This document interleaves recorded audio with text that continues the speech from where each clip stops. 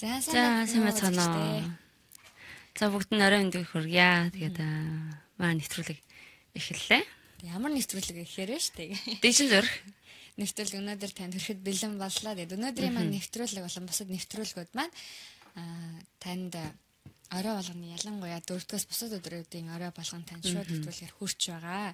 Манай тархсан монголчуудын нэгдсэн одоо цахим ертөнц буюу MD1 радио маань тархсан монголчууд танд зориулсан нэвтрүүлгүүдийг хүргэдэг байгаа. Тэгээ бидний бас хөгжүүлдэг вебсайт байгаа. Вебсайт маань www.md1.radio.com гэсэн хаягтай байгаа. За тэгээд манай Facebook хаяг маань Mongolian Diaspora гэсэн хаягтай байгаа тийм үү. Манай Facebook хуудас маань Mongolian Diaspora Internet Radio Station гэсэн нэртэй байгаа. Мөн тас бидний нэвтрүүлгийг YouTube-аас үзэх боломжтой байдаг. YouTube-ийн маань хаяг хайх хэсэгт MD1 зай аваад радио гэж бичих юм бол бидний нэвтрүүлэг болон өмнөх өөр нэвтрүүлгүүдийн архивыг ч гэсэн та үзэх боломжтой. За тийм байна. Тэгээд та бидэнтэй хамт байгаад манай нэвтрүүлгүүдээр өргөжс хамтаагаад илүү олон сонирхолтой нэвтрүүлэг мэдээллүүдийг хүргэхээр бид бас цаашдаа илүү их том зүйлийг бас зорж байна. Тэгээд танилцсан өрг оролцоо бас маш чухал гэдгээс хэлмээр байна. Тэгээд бидэнд магадгүй таас хол байгаа тархсан монголчуудтайгээ зориулсан юм чинь гэж бодоод мэдчгээ явуулж болох уу гэж бодож иж магадгүй. Та биднээс мэдхээр нэвтрүүлгийн дундуур таас мэдчлээ хайртай хүмүүстэй явуулж болно. Урмын болон талархлын бас уучлалт хүссэн үгнүүдээ ч гэсэн хэлээд бас тоо захиалж болно. Хэрэг бас магадгүй зурагтай ч юм уу, видеотой ч юм уу мэдчлээ явуулахаар бол мэдээж болон та бидэнд том файл байдаг учраас имэйлээр явуулж өгөөрэй. Манай имэйл хаяг md1radio@nevertzik.com гэсэн хаягтай байгаа шүү. Тийм болохоор таас биднэрөө санал хүсэлтээ ч гэсэн илгээхэд Facebook эсвэл имэйлээр холбогдож болно. За тэгээд хэдүүлээ хүмүүс орж иж хоорондоо нэгэн урам тасмсаа дэрээ. Монголын гавьяа жүжигчин Дуч Ариун агчийнхаа нандаа учрал хэмээх сайхан урам төлөвлөсөд эргээд студид олцъя.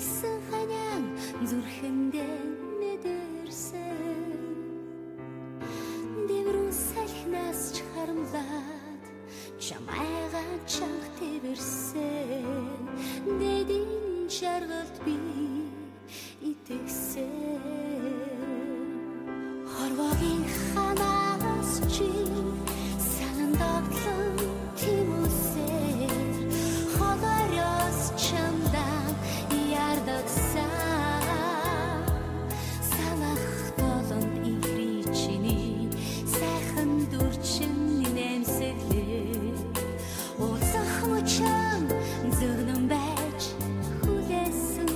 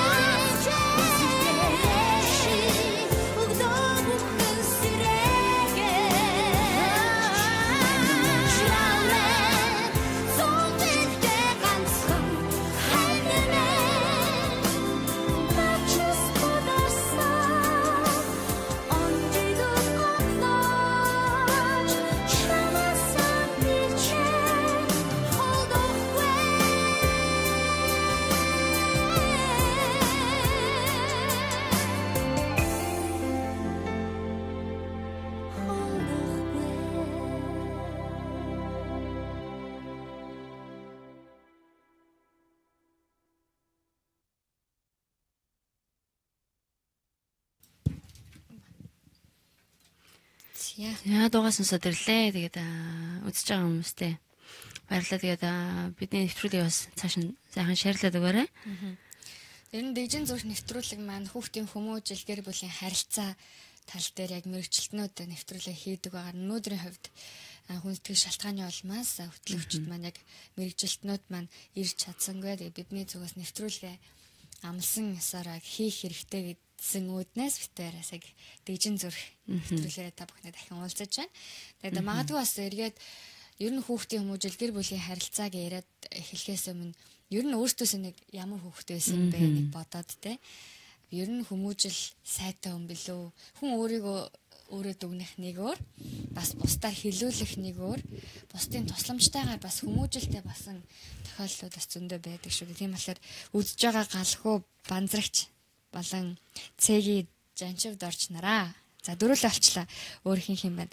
Так өөрийнхөө багын одоо дурсамжтай гоё одоо хүмүүжлийг олж авсан тийм тохиолдлоос бас хэр нэгний хэлж үнэхээр сургамж олж өнөөдөр хүртэл та амьдралдаа хэрэгжүүлж байгаа тэр зүйлсээс бас бидэнтэй хуваалцаарай. Тэр хүмүүжил ярихаар ер нь мамуугийн хэр хүмүүжилтэй хүүхдээсэн бай. Өөрийнхөө хүмүүжилтэй одоо их юм бэ саяныг ялгаагүйгээр аав ээжийнхаа яах ихчийнхаа ч юм уу яг ингэж өсгсөн энэ зүйлийг нэг чухалд тооцоод өнөөдөр хүртэл хэрэгжүүлж байгаа. Миний болохоор яг тийм бүр айгуу тийм хүмүүжүүлгүй хүүхэд бол байгаагүй. За. Ерөнхийдөө ахш нарынхаа үгээс ер нь гарахгүй байхыг хичээдээ. Гэхдээ яг нэг хүн чинь нэг өсвөр насны дээр ирэхээр өөр нэг болж эхэллээ шүү дээ. Яг тэр үед дээр бол илүү найз нөхдөйгөө илүү тавьдаг байсан. Илүү одоо чухалчилж үздэг байсан гэхүүдээ. Тэгээд тийм байсан. Тэгээд яванда одоо яг амьдралын ихээр чим эцэг их гэр бүл гэдэг маш чухал зүйл юм байна гэдгээс болж харсан. Тэгээд тийм зүйл байгаа. Тэгээд ер нь гэрээс авсан хүмүүжил гэдэг бол аюу нийтэж ер нь олуулаа байх дуртай тийм хүмүүжил байна. Тэгээд ер нь бол ганцаараа байхад дургу олуулаа ер нь юм хийхдээ ер нь багаараа аюу хийх дуртай. Тийм ганцаараа ер нь бол юм хийх дургу. Гэтэл мэдээж хувь хүн гэдэг үгнээс хуваараа өөр өөртөө цаг гаргах тийм зүйлүүд байлгүй яах вэ? Тэгэд хүн болгоомос өөр өөрийн гэр бүлийн өссөн орчин өөр учраас хүн болгон өөр өөр ингэсэн тийм содон хүмүүжил байгаа бах. Миний бодлохоор яг содон гэж хэлэх юм бол содон гэдэг би өөрөө онцолж хэлэх юм бол юу вэ гэхээр олуулаа байх туртай нийтж тийм зантай хүн байна. Асан гоё хүмүүс л байна. Чиний хувьд ямар вэ? Тэг миний бодлоор олуулаа буужинж өсөөгүй. Тэг ингээд яг олуулаа буужинах гэхэл заримдаа мэдээж байж болно гэж бодож чинь. Тэг миний хувьд яг байнга тийм байгаа дэвэл би бас тэсгүй шиг байгаа. Бис хайртай байхгүй дороо нэгдвэтэй. Тэг миний яг гэр бүлийн өнөөдрийн хүртэл хэрэгжүүлэхийг хүсдэг айгуу чухал гэж тооцож байгаа хүмүүжлийн маань нэг гэх юм бол одоо тэгтлээ сайн биш гэсэн айгуу шудраг байхаа юу хичээдэг. Тэгээ манай өвөө эмээгээс өсвөлээд аав ээж маань яг л айгуу шудраг байх, үнэн байх тал дээр надад айгуу их одоо хэлжсэн. Дээрээс нь сургууль дээр ер нь Солонгос дээрээд ч гэсэн яг шудраг байдал гэдэг айгуу чухал юм а гэдгийг айгуу их олон зүйл дээр амссан. Тэгээ амссан болохоор айгуу шудраг байхыг хичээдэг, сонсох тусмаа сонсох болгондоо ч гэсэн айгуу нэрээ банк өөртөө санууллаа те нэрээ тийм байх ёстой шүү. Энэ хүнээс сонслоо нэрээ хэрэгтэй шүү гэж банк хичээж байгаа. Тэгээд заримдаа үгүй гэж хэлж чадахгүй миний нэг сул тал байдаг л та. Чадахгүй юм а чадахгүй гэж хэлсэн шудраг штэ. Тэгтэл яг миний нэг сул тал одоо энэ зант одоо хичээж байгаа энэ зүйлтэй маань зөрчилдтэй. Тийм болохоор миний заримдаа яг шудраг байх хэрэгтэй хэрнээ би өөрөө за гэх нарийн нэг өөр хандлагаар хандгаад энийг яг нөгөө нэг барьсан жанжин шугамынхаа дагуу шудраг бай гэсэн яг энэ гэр бүлийн хүмүүсийг өргөжүүлэх гэж хичээж байгаа. Магадгүй таны хувьд ч гэсэн гэр бүлийн маань ааваас маань ээжээс маань өвөө эмээгээс маань үнэхээр ийм хүн болоосаа гэж аяа хэлж зааж сургаж байсан. Тэгээд би ч гэсэн хичээж байгааг хэцүүлэл та бидэнтэй хуваалцаарай. Гэтэ би яг чиний сая ярьсан би үгүй гэж хэлж чаддгүй гэдгсэн шүү дээ. Би харахтаа чи үгүй гэж хэлж чаддгүй байсан хэрнээ одоо л үгүй гэж хэлж сурсан байх гэж би бас харж байгаа. Тэгээд үгүй гэж хэлж чадахгүй байх бол нэг талын сул тал нэг талын давуу тал гэх юм уу да яг нөхцөл байдлаас шалтгаалаад би тэгж бодож байна. Та бас юу гэж бодож байна тэрийг бас хэлээрэй. Үгүй гэж хэлж чаддаггүй байж байгаа чаддаг босноо эсвэл үгүй гэж хэлж чаддгүй байж байгаад одоо надад тохиолдсон хэцүү зүйл ч юм уу те эсвэл надад тохиолдсон сайхан зүйл ч юм уу те тийм зүйл ахмал бидэнтэй хуваалцаарай. Мэдээж хүн болгонд бас үгүй гэж хэлж чаддаггүй хүмүүс бас байдаг те. Тэрний нэг бол яах аргагүй гэр бүл. Тий. Гэр бүл ялангуяа аав ээж хоёртой ч юм уу тий. Гэтэ зарим хүмүүс дотн хүмүүстэй илүү ингээд хаамаагүй харцдаг тийм хүмүүсс байдаг. Гэтэ тэр болгондоос тэгж харцаад байх бас хэцүү байх. Тийм болохоос яг надаас тэгж тохиолж исэн тийм зүйл байна уугүй юу? Тийм өөрчлөгдсөн зан чанарууд байна уугүй тэрийгээс хуваалцаарай. Төлгийнхаа баярлалаа байг урамшиж байна. Яг нөгөө миний тэр сул талент талаар мөгөс тэр урд нь ярьжсэн нэг өнөөдөр ингээд сонсдог урамыг авчлаа баярлалаа. Тэгээд яг нөгөө тохиолдлосоо болоод харахгүй сул тал болоод байх жоохон хитрхий жоохон ингээд тэгдэс үе байсан. За баярлалаа. Тэгээд магадгүй таа ч гэсэн үгүй гэж хэлж сурах гэж байгаа ч юм уу. Бас заавал үгүй биш өөр те дадал зуршил зан хандлага дээр та өөрчлөлт гаргахыг хичээж байгаа тэр зүйл байгаа л яг таны гэр бүлийн хүмүүжлтэй холбоотой тэр зүйл байгаа л та хуваалцаасаа гэж үзэж байна. Одоо зарим нэг гэр бүлүүдээс багасаа өвлөж ирсэн тийм заншил гэж байдаг шүү дээ. Гэр бүлийн заншил гэж байдаг. Соёл ч юм уу те. Одоо 100 болгон хөдөө явдаг ч юм уу, хөдөөгөр зугаалдаг ч юм уу те. Яг тиймэрхүү соёл бас байх юм бол айл гэр бүлийнх өөр шүү дээ. Тэгж яг тэр соёлоодаас тэр соёлуудаасаас хуваалцвал их гоё юм болоо гэж бодож байна. Танад тийм соёл байна уу? Танай гэрийнх нь? Манайх чинь нөгөө цалингийн байр гэж барыг тансаглнаа гэдэг юм. Цалин буухаар. Цалин буухаар ямар ч байсан цалин боосны баяр тэмдэглэдэг байсан. Манай дүү чинь жоохон байхад цалин буухаар өөрийнх нь цалин бууж байгаа юм шиг. Би чи бүгдээрээ баярлалаа нэг тэмдэг байсан. Яг тэр цагаар дамжуулаад бид нараа гэр бүл нь илүү хамтдаа баярлаад хамтдаа мэдээд хамтдаа гой цагийг өнгөрөөж явахдаа эргээд харахад тэр маань айгу дурсамжтай дурсгалтай.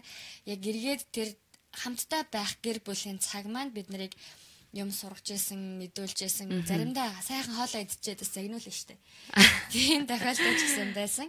Одоо харин сүүлийн үед жоохон том болцгоочлоо. За үгүй нийгэмд чи бид нар амьдарч чинь тэр цаг маань эргээд одоо шууд асуунгууд бодогдож байна л да. Тийш тий. За тэгээ үзэж байгаа. Одоо болохоор 38 хүн байна. Бараг 30 дийн 40 хүн байж байгаа одоо. Та нар тэгээд юу гэж бодож байна? Гэр бүлийн соёл, гэр бүлийнхээ хадлаар ярилцъя л да. Ялангуяа одоо гадаад суугаа монголчууд байдаг учраас гэрийнхнээсээ хоолч юм уу те. Одоо ганцаараа эсвэл найзуудтай хамт амьдардаг ч юм уу те. Тийм хүмүүс байгаа бол яг одоо тэр дээр үед багтаа байсан яг тийм одоо тэр уламжлал болсон тэр гэр бүлийн соёлууд юу байна? Тэр бүгд одоо дахиад тэгж явах юмсан ч юм уу те тэгж бодож байгаа хийх юмсан яг тийм зүйлүүд байгаад бидэнтэй хуваалцаарай. Тэгээд эвгүүгээр дамжуулаад ч гэсэндээ маш олон хүмүүс нэрээ би бас тэгдэг байсан шүү дээ гэсэн нэг тийм зүйлээс бодох одоо бодож магадгүй. Тэгээ магадгүй асаага бид нэр нэвтрүүлгээ сөүлстүүдээс хүргэж байгаа. Сөүлгээр бид нэр яг Солонгосоос нэвтрүүлгийг хүргэж байна гэсэн. Солонгост амьдарч байгаа бидний хувьд харахаар солонгос хүмүүсээс яг солонгос гэр бүлийн хүмүүжлээс суралцах зүйлээс зөндөө байдгаа. Тэгээд энэ тухай ч гэсэн бас дурдаад өнгөрье гэж бодож байгаа. Тэгээд та ер нь Монгол одоо гэр бүлийн хүмүүжил болоод солонгос гэр бүлийн хүмүүжил дотроос ялгааг нь юу гэж боддог вэ? Бас бидэнтэй хуваалцаар. Мөгийн хувьд тийм ялгаа олж харж ирсэн үү? Солонгос Монгол гэр бүлүүдийн хувьд шүү дээ тийм хүүхд хүмүүжүүлэлтэй тийм. Тэгмэд ч яг өөрийгөө би одоо орлуулж үзээд Монголд хүмүүжлэр нь өссөн штэ. Тийм шүү. Тэгээ солонгос хүүхдүүдийг харахтаа чи энэ хүмүүжлэр өссөн бол өнөөдрийн мөөгөө байх уу эсвэл ямар мөөгөө байх гэж бодож чинь яагаад тэгэж бодож чинь? Ямар урт асуулт яа. Одоо миний хувьд болохоор яг Монгол солонгос хүүхдүүдийн хүмүүжил нь яг юу вэ гэхээр яг солонгос хүүхдүүд болохоор настай хүмүүс айгүй хүндэлдэг. Ерөнхийдөө эднийхээр яах юм бол яй бараад гэж бодчих чи айгүй ёс зүй сайтай. Суртахуунтай тийм хүмүүс байдаг. Тэгээд томроод ирэхээр тэр ааш сан жоох эвдэрдэг хүмүүс байдаг ч гэсэндээ ах цахгүй болдог ч гэсэндээ хизээд настай хүмүүсээс айгүй сайн хүндэлдэг тэр зан чанар нь илүү надад таалагдсан. Илүү надад хүрсэн гэх үү. Тийм болохоор яг тэр зан чанарыг манай монголчууд ер нь өглөөд манай монголчууд гэсэндээ эцэг настай хүмүүсээ хүндэлдэг ч гэсэндээ одоо сүүлөөс жоохон эвгүй юмруу суулаад л л да. Тийм болохоор яг энэ зан чанараа одоо хүүхдүүдэд сайн өвлүүлээд өгөх юм бол астангуудаа хүндэлж юм уу тийм зан чанаруудыг хүүхдүүдэд өвлүүлээд өгөх юм бол хүүхдүүдийн маань хүмүүжүүлээс ихээхэн хувь нэмэр оруулах байх гэж бодож байна. За миний хувьдлаар юу гэж харж байгаа гэхээр хүүхдүүд хүмүүжил тал дээр нэг эцэг их нь хүүхдүүдэд ялангуяа өсвөр насны дээр яг нөгөө биеэ дааж эхлээд шийдвэр гаргаж эхлэх тэр үед нь алдах юм бол алдахын зөвшөөрдөг. Алдаад үз. Тийм, алддаг нас нь. Одоо онол уунжиг босоод ирнэ. Одоо алдахад одоо харин ч дээр тийм. Өшөө одоо 20 30 гараад магадгүй 40 гараад залдж байгаа хүмүүс байна шүү дээ. Яг нөгөө гэрийнхээ хүмүүжлээсээ болоод. Гэтэл яг одоо алдж байгаа нь зүгээрээ гээд настай хүмүүсэн ч тэр аав ээж нь ч гэсэн яг ингээд хүлээн зөвшөөрж байгааг нь харахтаа айгүй шинэлэг санагдсан. Гэтэл монголчууд маань яадаг вүлээ гэхээр чи чад мэд ингэх ёстой тэгэх ёстой тийм хажууд алийнхаа хүмүүстэй одоо ингээд хүүхдүүдтэй харьцуулах ч юм уу. Тэгж байгаа зүйлийг харахтаа энэ бол ялгаа юм байна гэж харсан. Тэгээ мэдээж бас солонгостой гэж харьцуулж байгаа хүмүүс байгаа л та. Тэгээд дийлэнх нь харахтаа хүүхдүүд ер нь ингээд чөлөөтэй байлгаад ялангуяа өсвөр насны мэдээж чөлөөтэй бүр тэр чинь орох гэж байгаа юм бол биш. Айгуу сайн хүүхдээ мэдчихэг эцэг хин мэдж байгаа учраас яг тодорхой хэмжээнд чөлөөтэй тавих үед нь тавиад буцаагаад гэр бүл рүүгээ ингээд татах үедээ татчих байгааг нь харахтаа монголчууд нэр яадаг вүлээ гэж яхаарахгүй бодож байсан. Тэгээд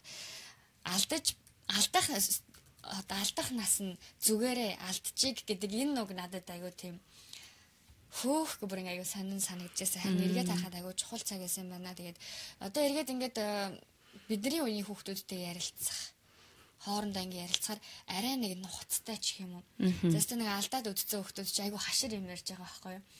Зарим тохиолдолд яг монголчуудаар нийлээ сууж идлаа. Монголчууд барыг ингэж ярихгүй юм байна да гэсэн нэг тийм магадгүй хоёр ижилхэн уулзалт хэрнээ нэг сэдвээр ярьжсэн бол монголчууд нарай нэг өөр юм яриад солонгочууд нарай нэг өөр юм ярих юм байна да гэсэн нэг тийм мэдрэмжийг авч яасан. Тэгээд хоёртны өгөхлөөр солонгос хүүхдүүдийг багаас нь айгу номтой нөхөрлүүлдэг. Дээрээс нь багаас нь спортлог байлгадаг. Энэ хүмүүжил айгу чухал юм байна гэдэг бас анзаарсан. Тэгээд бидний ч багаасаа л айгу завгүй байдсан шүү дээ. Тэглээ гараад орой. Яг нэг давуу тал сул тал байгаа ч гэсэн давуу талыг нь хэдэл яриа гэх юм бол банднер донд тий хөвгүүд донд таквондо каратегаар хичээлж үзээгүй хүүхдүүд ер нь барыг байхгүй. Мэдээж октоо донд ч гэсэн байдаг. Дийлэнх нь тэгвэл эмэгтэйчүүд маань багтаа дийлэнх нь одоо төгөлдөр хуур дарж одоо сурах гэж одоо оролцсон байдаг тий. Харин монголчууд маань яадаг байсан юм болоо гэхээр одоо л яг монголчууд маань чөлөөтэй цаг завыг яг ийм урлаг соёл руу оруулж байгаа дөнгөж яг энэ 90 үеийн байна гэж харсан. Тэгээд бид нар бас нөгөө нэг ягаад Солонгос ч гэсэн хөгжингөө орн гэдэг утгаараа авах юм аваад авах гэхийн ухаанаар авах юм аваад бас орхих зүйлийг орхиод их орондоо очиё гэсэн тийм хүсэлтэй байдаг болохоор та ч гэсэн яг байгаа улс орондоо хүүхдийн хүмүүжүүлэлтгүй бол хүмүүсийн хандлага магадгүй соёлж яж болно шүү дээ тийм. Энэ соёлыг гэсэн бид нэр их орондоо аваачвал айгүй сайн юм байна, хэрэгтэй юм байна гэж харж байгаа зүйл байж л байгаа. Тэлгүй ах уу? Тийм тэгээд тэр зүйл ойлаасаа бидэнтэй хуваалцаарай. Өнөөдөр зөвхөн бид тэр айгүй нөгөө хөтлөгчт нь албан ёсны хөтлөгчт нь биш болохоор та бүхэнтэй яг чөлөөтэй буу халалт маяг арчимаас яг ярилцаад хийя гэж бодсон байгаа. Таны үндсэн таны оролцоо манай нэвтрүүлэгт маш чухал шүү гэж хэлсэн. Тэгээд бидний хийгээд байгаа шалтгаан ихлэ таны төлөө байгаа да. Танд хэрэгтэй мэдээллийг хүргэх таны бас магадгүй нэвтрүүлгээр маань дуу сонсох хүсвэл та бидэнд дуу бас захиалж болно. За ингэсэн байна. Комент хэсэг дээр маань майцэг майка ороод ирсэн байна. Сайн байна уу гэдгийг байна. Сайн байна уу? Орой минь төргий. Тэгээд сурхаар зүйл их байдаг юм байна гэдгийг байна. Тэгээд юу таны нүдэнд харагдсан бэ? Энэ талаараа бидэнтэй комментаар хуваалцаарай. Юу сурхаар харагдсан бэ? Ер нь Монголын хүүхдийн хүмүүжил болоод одоо нийгэм залуучуудад маань суралцахаараа юу байна? Тэрийг та хуваалцаарай. Бидэнд явуулж өгөөрэй. Майцэг майка манаас хаанагаа хэлээд тий ханаас үзэж байна. Сая би чамайг ярьж байхад чинь юу гэж санагдсан бэ гэхээр харьцуулалт ярьсан шүү дээ. Харьцуулалт ярьсан чинь Монгол тий ерөнхийдөө өөр хүнтэй харьцуулалт. Яг энэ харьцуулалтын тал дээр 10 жилээс багаас нэгсүүлээд ингэж багш нар хүртэл тэгж зааж сургадаг байсан. Тэг яг миний үед гэхэд одоо нэг багш манай ангид орж ирэл. Одоо тэр B ангид тэрийг хар тэр ангуу тийм байна. Та нар одоо тэгсэн ямар байна гэл аюу их тэгж загнадаг. Тэгэхээр чинь хүүхдүүд яалч аргагүй багаас нь тэгээд багш нар нь хүртэл тэгээд хүмүүжүүлчихээр одоо хин нэгнтэй өөрийгөө харьцуулах ч юм уу те. Энэ надаас ингээд дээр байна. Би энэс дээр гарах хэрэгтэй энэ төр мэдээ гэл аюу тийм харьцуулсан зүйлүүдийг аюу их өөрийн ирэхгүй амьдрал ингээд зуршил болоод эхэлцдэг байх гэж би бас бодож байна. Тийм болохоор яг тэгж багаас нь хүүхдийг болохоор одоо юу гэх юм өөр хүнтэй харьцуулах ч юм уу те. Тэгж хүмүүжүүлэх хүүхдийн хүмүүжил ерөнхийдөө тийм сайнгүй байнах гэж би бодож байна. Яг муу гэж бол хэлэхгүй, сайнгүй байнах гэж бодож байна. Яг харьцуулах үе байна, өөрийг магтах үе байна. Тэрийг бас яг балансыг айгуу гоё тааруулаад өгвөл зүгээр ах гэж бодож байна. Магадгүй таны хувьд ч юм эсвэл таны дүүгийн ч юм уу хүүхдийн хувьд яг бусадтай харьцуулах нь тийм үр дүнтэй байна уу гэдгийг анзаарах хэрэгтэй байна. Тийм тий. Яг нь үр дүнтэй байна уу? Тэр хүүхдийн зан чанар нь ямар байна тий? Яг тэр хүүхдийн зан чанар тохироод харьцуулаад байхад тэр хөө улам илүү сайн сураад байвал бас болж байна.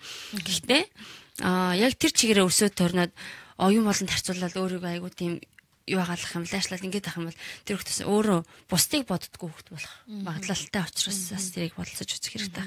Майка маань Ховд аймгаас үзэж байгаа гэдгсэн байна. Вау, Ховдоос тэгвэл ховдын хүүхдүүд ямар юм бол.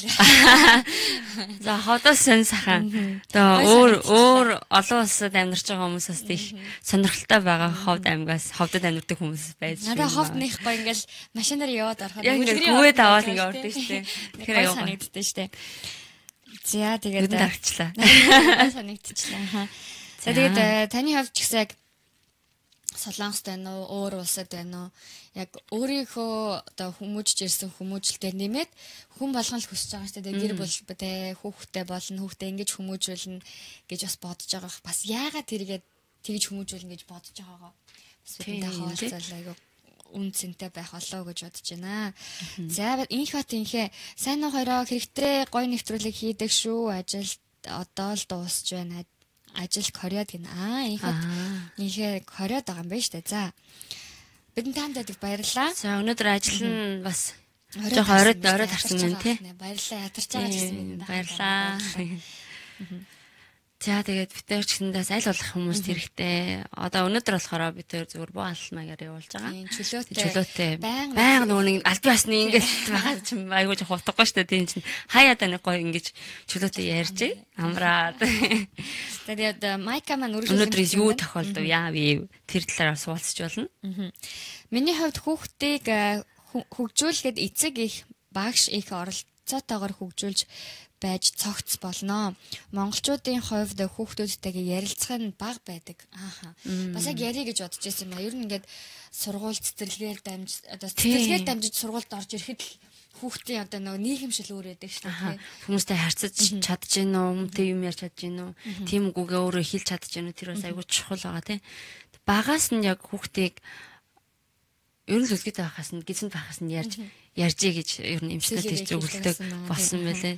Тэгээд хүүхдтэй бас энэ асуултыг бас айгүй их тавьж байгаарэ гисэн гинэ тийм сонсч ийсэн. Тэгээд гисэн гэж ярихаас сонсч ийсэн. Юу гэхээр яагаад гэдэг үгийг өнөөдөр юу болов? Мөн яагаад гэдэг зүйлүүдээс айгүй асууж байгаарэ. Сургуулаа яваад ирэхтэн ч юм уу те цэцэрлэгээс ороод ирэхтэн. Өнөөдөр юу болов? Яав вэ? Хинтээ юу хийв гэд асуугаад. Тэгвэл хүүхдүүд ярих чадвар нь илүү хөгждөг. Гисэн гэж яваад сонсож гисэн гэж яхаа те. Тэгээд бас яг солонгос хүүхдүүдийн хувьд бас арай монголчууд ингээд нэг бас нэг харьцуулж ярих гэсэн л жоохон эвгүй сонсогдож магадгүй л те. Би бас санал нэг байна л да майкатай. Монголчуудын хувьд ер нь яг харилцан ярилцах энэ цаг ер нь бага байдаг. Тэгээ ер нь хаасаагүй сүүлийн үед бол нэлээд бага болчихсон. Тэгээд инээдтэй боловч харамсалтай зүйл нь юу гэхээр ингээл сая мөгийн ярьдгаар сургуулаас нь хүүхдээрээ уулзаа. За өнөөдөр ямар өдөр болоо гэж. Та фэйсбુક харааг юм уу? Та фэйсбુક үздэг юм уу те? Би яг дүүсээ тийм юу авсан байхгүй юу? За юу болов гэсэн чи яг тэр чинь шокнд орд юм бэл айгүй юу. Тэгээд харин солонгосчууд бас нэлээд хүүхдүүдтэйгээ ажиллах ёстой гэдэг дээр бас анхаарал тавьдаг тодорхой хэмжээнд. Тэгээс монголчууд маань ч гэсэн яг одоо яг анхаарал тавьж эхлээд байгаа учраас яг үнэхээр яг зөвхөн хүүхэд гэлтдэггүй. Та ч гэсэн яг найзтайгаа уулзаад хүрээд ирт ямар сайхан болоо сэтгэл нэнгод сэргээд ирдэг гэлээ тий. Хүүхдүүд ч гэсэн яг сонсох бас тэднийг ярилцах сонсох бас тийм цаг хэрэгтэй байдгаа гэж бодож байна. Ингээд эргээд харахад түрүү нөгөө ном сайн уншдаг гэж ярьжсэн шүү дээ. Солонгос хүүхдүүд өөрийгөө аягүй сайн илэрхийлж чаддсан байлээ гэж бодож байсан. Тэгээ яагаад тэгэхээр ер нь номтой ойрхон байсан хүүхдүүд бол үгийн сан өөрийгөө илэрхийлэх байдал ингээд өссөр байдаг шүү дээ. Тэгээд сүүлийн монголчууд аягүй их ном уншдаг болсныг харахад аягүй баяртай байгаа. Тэгээ одоо сүүлийн үед яг мундаг лектор залуучууд гарч ирэхдээ бүр баяртай байгаа. Тэгээд яг ингээд багын нөгөө ярилцаж сурсан хүмүүжил дээр нэмээд бидний одоо амьдралдаа сурж байгаа мэдлэг, уншиж байгаа ном, уулзсан хүмүүсээрээ дамжуулаад өсөж явахдаа өөрийгөө аягүй сайн илэрхийлдэг болж байгааг бас харж ирсэн маа. Тэглэх яах вэ тий. Тийм болохоор яг хүүхдээ яг багаас нь номонд дуртай болгох тийм арга чаргыг юу вэ? Тэрийгээс олж илрүүлээд хүүхдээ номыг одоо номоо уншаад үлгэрээ сонсоод унтдаг ч юм уу тий. Багаас нэг тгээс өргөчвөл хүүхд номноос салхаар алчдаг. Тэгээс миний мэддэг нэг ихчүүдийн охин нь нэг номыг бараг өдөрт бараг юм үлгэрийн номд 2 3 уншаад дуусчдаг. Чи мэдээж тэ хин Янчка. Бүр айгүй сайн ном уншдаг тийм хүүхдээс нь тэгэл ном аваад хөр тэсгэхгүй дэлгүүрт ороод ер нь номын дэлгүүр орчвол номноос салахгүй тийм хүүхд. Гэж сонсчихсан тийм болохоор яг тийм дуртай, ном дуртай, номоор өөрийгөө хөгжүүлж чаддаг тийм хүмүүжлийг бас хүүхдүүдэд суулгаж өгвөл илүү дээр байх гэж би бодож байна. Тэгээ багаас нь номд хайрт болох юм бол яваанда үр хүүхдүүдтэй ч гэсэн тэр хүүхд чинь яваандаа өвлүүлээд явчих штеп. Тэгэлгүй яг ер нь ном гэхээр хүүхдүүд ихэвчлэн хинээс үлгэр жишээг авдаг гэхлээр л гэр бүлийнхнаас л үлгэр жишээ авдаг. Тийм шүү дээ, эргэн тойронд байгаа хүмүүсээс тий. Тэгтэл бид нэр өөрсдөө тойл болж хэрэгтэй байгаа байхгүй. Яг үнэ. Үлгэр жишээ болж хэрэгтэй. Би магадгүй дүүдээ хичээл өөр хичээлээ хийхдээ тэгэл уцаа алдаач юм уу тий. Компьютераар удаа суугаад байл. Миний хэлсэн үгээрээс үн цэнгүүл болно. Тэрдээ яахаагүй. Та ч гэсэн яг эхлээд магадгүй та хүүхдтэй ном уншдаг, номтой ойр дотн байлахыг хүсэж байгаа л та орой олгон 5 минутаас 10 минут ч юм уу унтахын өмнө үлгэр уншиж юм уу ном уншиж өгдөг дадал зуршилтай болъё гэж байгаа л тэрнийхээ хажуугаар та бас хүүхдтэй өөрийнхөө төлөө бас хүүхдийнхээ төлөө гэр бүлийнхээ төлөө ном уншдаг дадал зуршилтай болоод мэдээж болцсон байгаа л яг үнэхээр хурдан тэнэг хүүхдүүдтэй наалж харах болно. Тэгээд арай бас тийм одоо дадал зуршилгүй байгаа өглөө гараал орой ирдэг гэр бүлийнхэн бол бас амаргүй байх бах. Тэгтэл яг та хүүхдийнхээ төлөө л хэцээх нэрч юу ч хийхээс буцахгүй байдаг шүү дээ. Тийм шүү. Гэтэ тийм болохоор өөртөө ч гэсэн энэ зүйлээ хэрэгжүүлж эхэлье гэж хэлж байна. Тэгээд бас хүүхдээ номыг бас сонгож авч өгөхдөө бас илүү анхаарал тавьбал зүгээр ах гэж би бас сая бодоод өнгөрлөө. Юу гэсэн чинь хүүхдүүд нь яг ямар төрлийн ном дуртай байна тий. Одоо жишээлбэл одоо юу гэх 10 жилийн хүүхдүүд дунд сургуулийн хүүхдүүд байх юм бол өөрөө хөгжүүлэх ч юм уу тий. Тэр төрлийн номнуудыг илүү авч өгч юм уу. Өөрт нь яг шаардлагатай зүйл юу байна. Тэрнийг нас асууж сурлаад ч юм уу тий. Бага ангийн хүүхдүүд бол өөртөө бас одоо чамд яг ийм зүйл хэрэгтэй гэдэг яг нөгөө насанд нь тохирсон номнууд гэж байдаг шүү дээ. Тэднээс аягүй сайн сонгоод олоод уншуулах юм бол илүү дуртай унших байх гэж бодож байна. Илүү одоо уран зохиолын одоо Аливч Harry Potter ч юм уу тий. Тиймэрхүү нууд бас бага ангийн хүүхдүүд сайн унших байх гэж бодож байна. За бас яг муугийн ярьж байгаа хоор надад бас нэг гоё санаа. За бас юм одоо. Тэгээд яг насанд нь тохирсон гэд ярангуут өсвөр насныхан болоод яг ахлах ангийнхан ч юм уу. За магадгүй оюутан болсон ч хүмүүсээс ялгаагүй яг л та номтой ойртоосоо гэж хүсэж байгаа хүмүүстэйгээ эхлээд та зүгээр уулзаад өсвөл мөрөөдлийн яриулаад тэрнтэй холбоотой номыг санал болгоод айгу үр дүнтэй ах гэж бодлоо л да. Тэгээ магадгүй хүүхдүүдийн хувьд бол нэг өдөр цагтаа гал. Тийшээс дарга зарим нь ерөнхийлөгч гэлээ. Тэр өдөр айгу гоё харагдсан. Цагтаа айгу гоё харагдсан бол тэр нь нөгөө би цагтаа хална гэл. Багш нь гоё харагдсан бол би багш болно гэл.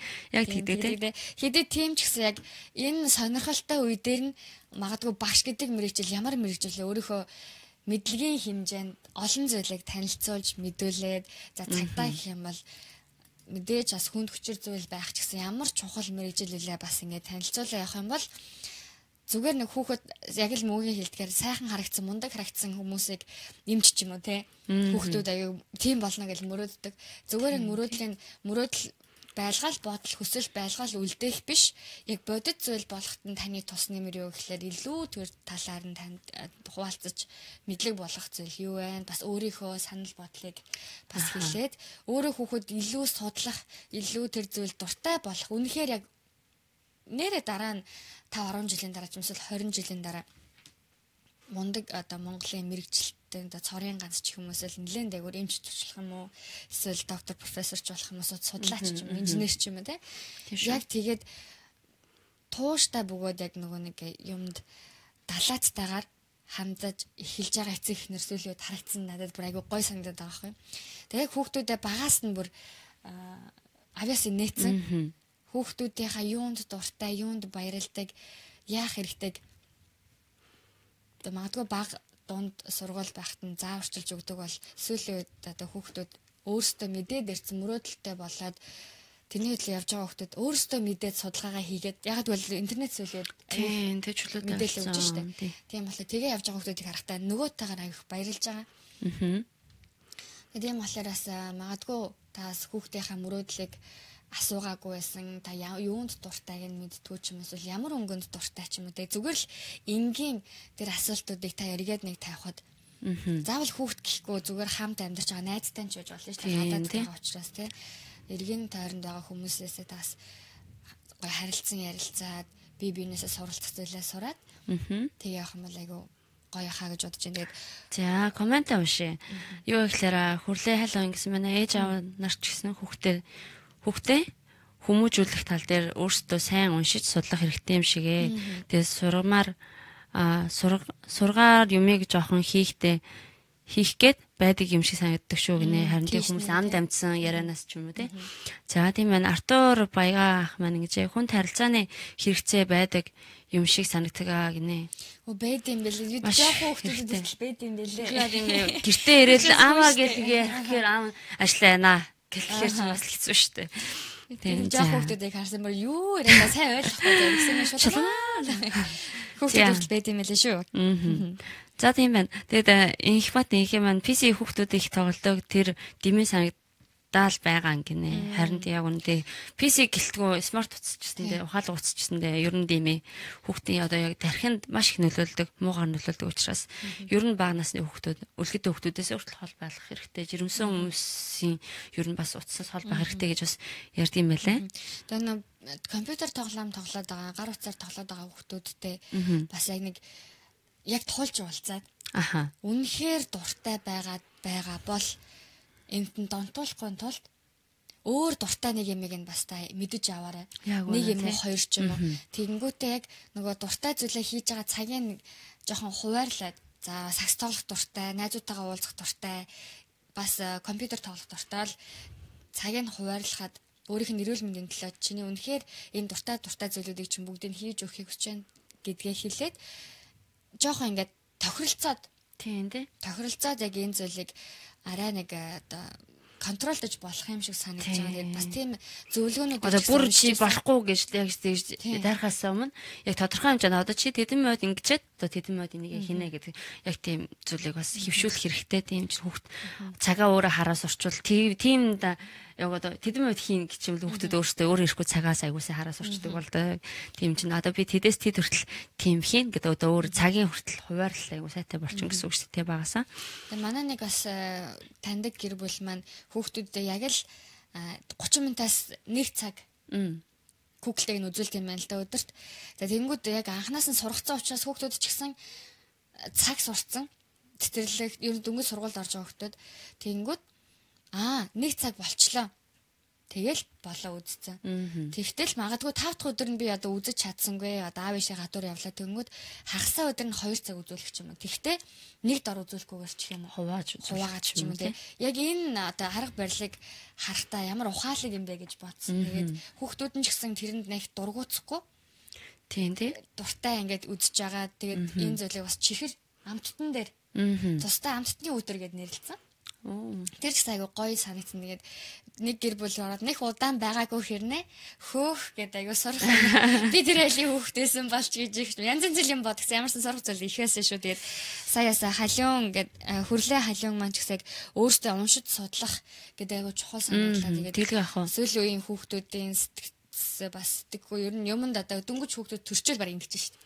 Тэгээ энэ үед бичлэг хүртэл байдаг үстэй. Тэгээ энэ үед бид нар яаж тэднэртэй зөв харилцахыг дээр судлах яхаа аргагүй хэлтэй шүү гэж бодож байна хаа. За ингэнэ майц цэг майка ингэж өнөөдөр би хүүгийнхээ цэцэрлэг дээр зөв Монгол хүүхөд гэсэн нэртэй сургалтанд суусаа их зүйл сурч авсан хуваалцнаа гинэ. Тэгээд хуваалцаарай. Тэгээд та хуваалцсан бол маш олон хүмүүс маш олон ээж аав нараас суралцаад нэр ингэж турч үзэж болох юм ч юм уу тийм гоё сараануудыг авах боломжтой учраас та гоё комментээр хуваалцаарай. Тэгээс надад яг юу санагдаж байна лээ Солонгосын нөгөө нэг үрийн аяга таллааж осоо гэсэн нэвтрүүлэг байдаг шүү дээ. Манай хүүхэд өөрчлөгдсөн.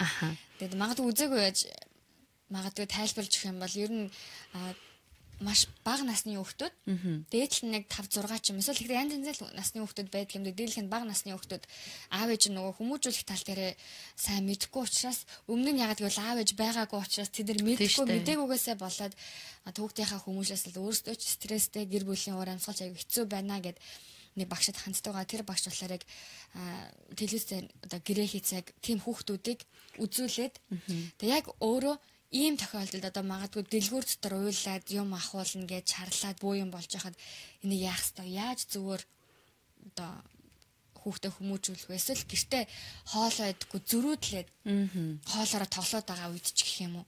Жохон гар утсаас аавна гэдэг уйлах юм тий. Ингийн хэрнээ бидний сурчих юм бол үнэхээр хүүхдийн хүмүүжил хэрэгтэй зүйлсийг тэн дээр их зааж өгдөг. Тэгэд нэг нэвтрүүлэг боловч тэр нэвтрүүлгээр хүүхдүүд яах аргагүй нэвтрүүлгийн төгсгөл нөгөө өвчин мөн өөрчлөгдсөн байгаа. Тэгээд өөрийн аяга талааж асаа буюу манай хүүд өөрчлөгдсөн гэдэг нэвтрүүлэг гардаг байгаа. Тэгээд эндээс ч гэсэн манай монголчууд тэр нэвтрүүлгийг энд дэдэг монголчууд солонгос дэдэг монголчууд их ярьдаг. Тэр бас үзэх дуртай аав ээж нар байдаг.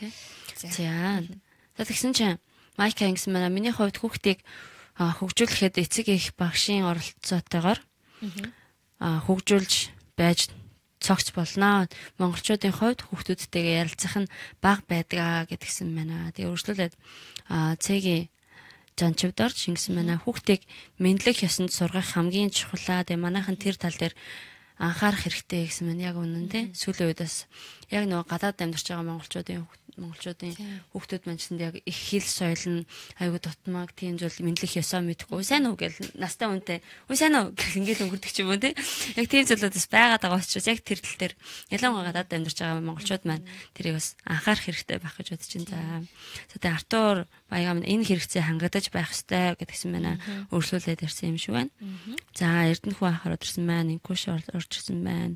Үлзэж аргалын хичмээг орой минь гэсэн байна. Амжилт хэрэгтэй юм ярьж байна гэнэ баярлаа. За баярлалаа. За мэдлэг ёс чухал шүү. Монгол хүүхдүүд төрүүлж хүнтэй мэдлэх тал дээр дутагдaltaй байгаа юм шиг санагддаг гэнэ. Тийм шүү. За хүүхдүүд өөрийг нь хүндэлж харьцахад тэр тис өөр хариу үйлдэл үзүүлнэ гинэ. Тийм шүү. Тийм яг өөр ингээ хүнлээд ирэх зөө намайг ингээд юу яаж ингээд аюу гой хүлээж авдаг юм. Тийм хүнлэлийг авч байгаа мэдрэгтэй. Аха. За тэгээд энэ харилцаар яваад ирлээ. За нандаа сунаа хүүхдээ Монголд биш эндхийн Монгол сургуульд суралцуулъя гэсэн бодолтой байгаа юм аа. Гэхдээ бас эргэлзээд л байна. Та хоёрын саналыг сонсох гэсэн юм аа. Ер нь хаан сургууль ирээдүйд дээр болоо гинэ. Монгол одоо энэ Солонгост байгаа юм шиг байна те энд гэхэр чинь. Тийм шиг. За тийм байна. За тэгээ өөрчлөлтөд зааж байгаа шууд яриад яриа. За би шууд ноохгүй хэлээ. Би 10 жилиг төгсөн байна. Өмнөөс 10 жилиг төгсөн би Солонгосын дунд сургуульд явж үзсэн. Эрэгтэй эмэгтэй холимог сурагчдтай дунд сургуульд явж үзсэн. Ахлах сургуулийн 3 жилиг эмэгтэй ахлах сургуульд явж үзсэн. Яг 10 жилийн хувьд ярихдаа нэг кинонд гардаг бол ер нь баг наргины 80% гэдэг шиг драмын 80% нь бас л тэнд байдаг амьдрал байдаг. За тэгээд манай сургууль миний эргэн тойронд яаж исэн бэ гэхээр Монгол сургуульд сурж агаад Солонгос сургууль руу шилжиж байгаа хүмүүс бас нэлээд байсан. Аха. Тэгээд тэр донд бас Солонгос сургуулиас Монгол сургууль руу орж байгаа хүмүүс ч гэсэн бас цөөнг байсан. Гэхдээ зөвхөн миний хувь хүний асуусан учраас би танд зөвлөхийг хүсэж байна. Солонгос сургуульд сургаарай. Монгол сургууль сурж байгаа шалтгаантай нь Монгол хэл юм уу? Эсвэл Монгол соёл юм уу? Яг юу вэ гэдгээ та бас нэргээд бодоорой. Миний бодлоор Монгол хэлийг бол та гэртээ Монгол эмчийн гэртээ яг зөвхөн монголоор яриад байхад энд маш олон цэцэрлэгээсээ дөнгөж энд төрсэн хүмүүс хинэ цэцэрлэгээсээ эхлээд аав ээжтэйгээ монголоор ярихаа мэддэг. Хичнээн жоохон хүч гисэн. Тэнгүүд цэцэрлэгт оронгуудаа солонгосоор ярьцдаг. Магадгүй аль араас нь орж ирсэн солонгос хэлэндээ муу ч юм уу эсвэл жоохон тааруухан хэлтэй хүүхэд одоо монголоос ирээд удаагүй ч юм уу те цэцэрлэгт ороход орчуулга хийж байгаа цэцэрлэгийн хүүхдээ орчуулга хийж байгааг сонссон. Тийм болохоор хэлний хувьд та хэлнээс болоод соёлоос болоод гэж байгаа бол та солонгос сургуульд өгөхөд ерөөсөө санаа зовох зүйлгүй. Тэгээд миний хувьд солонгос сургуулийг бас санал болгож байгаа шалтгаан нь бид нар нэгэн тал солонгост байна. Тэгээ хэлний яг сайн сурыг гэвэл солонгос Монгол сургуульд хэдий солонгос хэл заадаг ч гэсэн солонгос сургууль шиг заахгүй солонгос соёл дотор сурдаг учраас илүү зөв дуудлагатай энгийн илүү зөв дуудлагатай болохоос гадна яг зөв хэрэглээ яг ялангуяа бас хэлэнд чинь нюанс гэж байдаг штэ. Мэдээж олон утгыг агуулж байгаа нэг үг байгаа боловч тэрнтэй айлгаагүй нэг утгатай олон үг дундаас бид нэр зөвийг авч ярина гэдэг бас энэ тэр чинээгээр бас мэдлэг боловсрч чадвар байдаг. Тэгээд эргээд харахад би солонгос сургуульд сурснараа маш их сууд сурсан, төвчээр сурсан. За тэгээд эхэндээ бүүн паян болд юм уу тэгээд тэр үеийг л давчих юм бол гайгүй. Ойлгохгүй юм чинь. Ойлгохгүй болохоор нойр мөглөн. Загнаална. Тэгээ надад чи нэр ч байдгүй нэг хэсэг. Тэгээ монголоо гэдэг байсан. Тэгэл хэдий жоохон хүүд ч гэсэн монголоо гэж нэрээрээ биш монголоо гэж дуудлах чинь бас миний их орон чинь нэр нь гараад байна шүү дээ. Ингээл дотор бас юм ингээл гарч иржээс өвч байгаа. Тэгээд хүүхдтэй жоохон байх бас магадгүй дунд сургууль ахлах сургууль байсан чи ялгаагүй таас Монгол сургууль гэлгүйгээр яг мэдээж Монгол сургуульд явал сайн хамгийн гол нь би таны нөгөө юунаас болж Монгол сургуульд явуулах вэ гэж байгаа энэ нөгөө дотроо бодож байгаа энэ үнцэн бодлыг тань мэдэхгүй болохоор зөвөр өөрөө бас сурсан бас Монгол сургуулийг хараад солонгос сургуулийг хараад дүгнж байгаа дүгнэлтээсээ зөвөр солонгос сургууль байгаасаа гэж бодож байна. Тэгээд солонгос сургуульд илүү яг нөгөө нэг системтэйгээр боловсролыг аягүй сайн олж авч байгаа. Тэгээд эргээд харахад сүүлийн үед зөвөр миний хувийн дүгнэлт гэх юм уу Монгол сургуулийн хүүхдүүд маань жоохон цөөх юм болохлээрээ жоохон биендээ янз янзын ааш гаргахад эргээд Монгол хүүхдүүдээс Монгол хүүхд маань жоохон буруу үлгэр дуурайл авч юм уу эсвэл жоохон тиймэрхүү байгаад байдаг. Харин солонгос сургууль гэхээр бид нар тусдаа тийм юу сургуульд ч юм уу тусдаа тийм уулзалтыг хийдэг байгаа. Тэгээд нөгөө ялангуяа сүүлийн олон соёлд гэр бүлүүд ойширсан учраас гадаад хүүхдүүдээр аяга анхаарал тавьдаг. Тийм болохоор мэдгүй чадахгүй юм гарсан ч асуудалгүй тусламж авах боломж зөндөө байдаг. Тийм болохоор олон талаар солонгос сургуульд сурах нь таны хүүхдэд болон танай гэр бүлд айгүй хэрэгтэй шүү гэж хэлэх байна. Ирээдүйд бол ер нь нэг үгээр ирээдүйд солонгос сургууль нь хэрэгтэй гэж хэлнэ. Тийм. Тэгээ цаашдаа өргөжлүүлээд басаа дээд сургууль эндээ бас өргөжлүүлж сурахаар бол тийм. Тийм. За тийм байна. Тэгээ хариултаа авч чадсан баг гэж найдаж байна. Тэгээд за ингэсэн мэн одохгүй Өргөжлүүлээд ингэсэн байна. Сайн байна уу? Манай охин хоолндоо их муу яавал сайн иддэг болгох вэ? Хариулт заавал хүсье гинэ. За энэ тал дээр болохоор илүү сонирхолтой аргаар хүүхдэд хоолыг хийж өгвөл ямар одоо юу гэх юм будаатай хуурга бол одоо хүүхэлдэйний дүрстэй ч юм уу тий өндөг шарахтаа нэг гоё хэлбэртэй шараад өгдөг ч юм уу тий. Тэг хоолоо идэхт нь илүү сонирхолтой. Эсвэл хоолны тавгийг сууж өгдөг гэсэн ч үү тий. Хүүхдийн тавгийн халбас сэрэг нь гоё хүүхэлдэйний зурагтай. Одоо дуртай юм. Тийм дуртай хүүхэлдэйнийх нь баатруудтай тийм тавг ч юм уу тий зурагтай. Тиймэрхүү зүйлээс хүүхдэд хоолоо идүүлээд үзүүл ямар вэ? Эсвэл яг нөгөө хүүхдийн яг одоо юунд нь өөрт нь тохирсон тийм нэг гоё амттай тармаг ч юм уу тийм өөрийнх нь яг дуртай хоол юу вэ?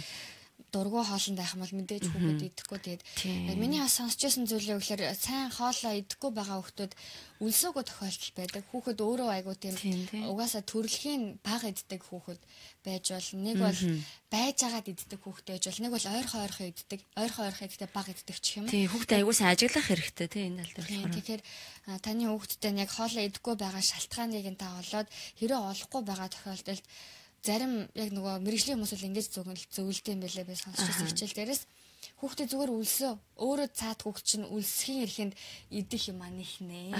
Тэгэхээр нь хоолын сайн хангалттай өг. Харин тэгингээ яг хоолны цагтай болгочих юм бол яг илүү эрүүл хооллох цагтай ритмтэй болчихно. Нөгөө хүүхдүүдээ аль болох л нөгөө ээж амаа сайн хооллох гол ингээд хичээгээд байх тусам айгу төвөгшөөгөөд байдаг хүүхдүүд. Тэгээ тэгэнгүүтээ одоо ловонд ногоо идэх дургуй ч ловонд дургуй, ийм дургуй гэх хүүхдүүд гарч ирэх магадлалтай байдаг гинлээ. Тийм болохоор үнэхээр одоо бас арга нь олдохгүй бол нэг үлсгөөд үзээрэй те. Тэгэнгүүтээ яг бид нар ч гэсэн ярьдаг штэ үлссэн үед идсэн хоол хамгийн хамттай. Тийм штэ. Одоо ялангуяа энэ Солонгост ирчээд ихэнх хүмүүс токбоги идэж чаддгүй хүмүүс байдаг штэ. Токбоги наат ч идэж чадахгүй гэж жаал. Бүр айгүй өссөн үедээ токбогинээс өөр юм байхгүй. Идэхээс аргагүй. Тэр үедээ токбоги идээд энэ чи юм гамстай л яг тэрнтэй адилхан хүмүүсээс өсгөөд нэг үзээрэй. Нэг тиймэрхүү бас зүйлүүд байна. Туршаад үзээрэй. Тийм, ер нь бол арга зөндөө байлээ. Тэгээд бид хоёрын хувьд өнөөдөр одоохондоо хүүхдээ болоогүй ч гэсэн сонсон мэдснээсээ танд хуваалцлаа. Тэгээд яг нөгөө нэг мэрэгчлэлтнүүдийн сонссон хичээл сонсож байгаад тантай хуваалцж байгаа зүйл болохоор таас магадгүй бид хоёр ярьснаас аах гээл яваханаар хэрэгжүүлж үзэх зүйлээс хэрэгжүүлнэ гэдэг гэж бодож байна. За одоохоо ингэж дуртай хоол гэж баг байхгүй гинэ. Гуйлгаж энтер болж байж баг зэрэг иддэг гинэ. Тийм ч айгүй гой сонирхолтой аргаар одоо юу гэх илүү гой шинэлэг аргаар гой хоол хийгээд танаа хүүхэд үзээрэй. Хэдэн настай вэ? Та ярилцаж болохоор л яг юунд дуртай зүгээр нэг хоорондоо ярьж байгаа гэдэг. Хүүхдүүд асуугаад байгаа нь өөрхөө хариулдаг штэ. Одоо жишээлх юм бол ловонд дургуй юм бол одоо магадгүй юм дэ. Одоо ловонг тийм учраас би дургуй муухай харагдаад байдаг ч юм. Хүүхдүүд яхааргүй тэгэж санагдвал тэр хүүхэд яг л тийм байдаг ч штэ. Тийм болохоор яг яагаад дургуй байгаа яг хоол идэхгүй байна гэх тохиолдолд яг яагаад идэх үсэхгүй байгаа юм бэ? Эсвэл хоол идэх биш зүгээр усуумаар байгаа юм уу? Эсвэл яг яамаар байгаа тэрийг та хүүхдтэй ярилцах боломжтой нас бол та асуугаад үзэх нь илүү танд хэрэгтэй. Тэгээд бас асууж ярилцсангаа ээж нь чамайг аав нь чамайг хоолоо идэх юм бол юм булчинтай хөвөөчэй гэж шүү дээ. Мундаг хүчтэй ирхэн болно гэл тэгээд өнгөрөөгоос өнгөрөөж байгаа биш юм тий. Нэрээ би чинь хүчтэй болох юм өндөр болох юм байна гэд идэн харин учиргүй хоолоо гэдэг юм бол тэр хүүхдүүд учрыг олохгүй учраас ойлгохгүй учраас идэхгүй байх. Харин бүр одоо тэгээд янз янзын арга одоо хэрглэж үзэж хагаад үлсэн цагт нь өгөх юм бол бас нэг өөр арга байгаа даа шүү дээ. Гэтэ миний хувьд сая өнөөдөр бас Артур Баяга бас хэлсэн байгаа те. Артур ах маань ярилцах хүнд хэрэгцээ байдгаа. Хүний тийм хэрэгцээ байдаг. Хүүхэд танд ч гэсэн ярилцах хэрэгцээ байгаа. Үнэхээр хоолоо идэхгүй бол та хүүхдийнхаа төлөө өөрөө өсөжсэн ч гэсэн нэг хоолоо хажуу тийш нь тавиад яагаад идэхгүй байгаа амтгүй байгаа юм уу халуун байгаа юм эсвэл жоохон хөргөж байгаа идмээр байгаа тийм хүүхдүүд зарим нь халуун хоол идэх шүлэн дуртай хүүхдүүд байдаг бол хуурай хоол идэх дуртай хүүхдүүд байдаг штэ гэх мэтчлэн та хүүхдтэйгээ сайн ярилцаад үзэх юм бол хамтдаа энэ асуудлыг шийдээд гэр бүл тань илүү одоо хоолныхаа цагт баяр хөөртэй сайхан хооллох болно гэж найдаж байна. Урамшилтай тий. За тийм байна. За ямар ч хэл мэдэхгүй дандаа сунаа гэсэн ямар ч хэл мэдэхгүй 12 настай хүүхдээ энд авчирч сургах бодолтой байгаамаа гинэ. За ерөнхийдөө 12 настай хүүхд юм бол нийгэмшилд ерөнхийдөө ороод эхэлсэн хүүхдэн тийм чинь бага насны гэлтгөө яг 10 эдэн настай гэлтгөө ерөнхийдөө яг ороод ирчихэл хүүхдүүд дундаа хилээ айгу хурдан сурчдаг шүү дээ хүүхдүүд чинь хүүхэд учраас тэгээд хэл мэдэхгүй гээд яг тэрүүгээр шалтгааллах юм бол хүүхдүүд бас болохгүй хаа гэж бодож байна. Зүгээр ах гэж бодож байна. 10 эдэн настайд ирсэн. Тэгэл дунд сургууль 10 хэдтэй ирлээ. Тэрийг хэлэхгүй. Тэрийг хэлэхгүй. Би яг санаа зовох шаардлагагүй байх гэж бодож байна. Ялангуяа хэлэх гэсэн чи хэл орооцтой. Тийм болохоор яг сая мөгийн хэлснээр хүүхэд учраас айгу юмыг хурдан хүлээж авдаг. Хамгийн гол нь миний анхаарах зүйл юу гэхээр яг өсвөр насны шүү дээ. Өсвөр насны учраас хүүхэд өөрөө айгу эмзэг болцсон байгаа. Тэр тийм соёлын өөрчлөлт цаг уус ч гэсэн агаар ингээ өөрчлөгдөж бид айгу хөөршөлт ордог. Тэр нэмээд бид нар айгу шоконд ордог байхгүй. За тэгэнгүүт өөртөө нь ялгаагүй өсвөр насныхаа янз сайн асуулт асуунаа. Чи мороор ирсэн юм уу, тэмээгээр ирсэн юм уу, танаа донгоц байдгүй. Чи юм зармиг гэж мэдгүй, чи зармиг гэж үдсэн үү гэх бүр шоконд ормон асуултууд асуун. Тэр болгонд жоохон гэлтгөө зүгээр том хүнээс хүртэл том хүмүүс нь тэгж асуудаг хүмүүс байдаг. Заримдаа ингээд намайг албаар дамшиглаад байгаа мууч гэж бодох шиг. Заримдаа бүр уур хүрээ, заримдаа твчгүй ч яах юм уу те. Яг иймэрхүү тохиол яхаа аргагүй гарна. Гарахаас ч өөр аргагүй. Ягаад гэвэл нөгөө хүүхдүүд нь ч гэсэн өөртөө нь ялгаагүй жоох хүүхдүүд Монголын талаар сайн мэдгүй. Тийм болохоор яг энэ үед нь та илүү сайн харилцан ярилцах юм бол харин ч хүүхдүүдийг улам илүү нээлттэй болж илүү илэн далангуй тийм харилцаатай болох боломжтой. Тийм болохоор яг энэ соёлын ялгаа гэдэг та төрүүлээд ирсэн байгаа учраас та мэдж байгаа. Тийм болохоор та яг хүүхдийнхаа зан авирыг алдхаас өмнө сайн учруулж тайлбарлаад хэлэх юм бол одоо хүнд боловч эсэргээрээ таны гэр бүлд илүү одоо ашигтай гэх юм уу? Том хөргө оруулалт юм тийм болох боломжтой байдаг шүү. Тэгээд яг нэг нэвтрүүлгээр хэлсэн юм чинь магадгүй ирээдтэй сургууль яваад хэцүү байл одоо радио руу холбогдоод тэгээ миний хувьд ч гэсэн яг туулаад өнгөрсөн зам учраас танай хүүхдийг аягуулсан ойлгох боломжтой бас ярилцах боломжтой шүү гэж хэлсэн. За энд нэг хүн болохоор болж байна. Юу гэсэн чинь Тера Баяр энд юун талаар ярилцаад байгаа наа хөө гэснээр өргөжлүүлээд юу яриад байгаа юм бол тоо гэж гайхаад юун талаар хаана байгаа хүмүүс яриад байгаа юм бэ тайлбарлаач гэнэ. За аллаа. За энэ болохоор Солонгос улсын Сөүл хотоос Сөүлээс хүргэж байгаа.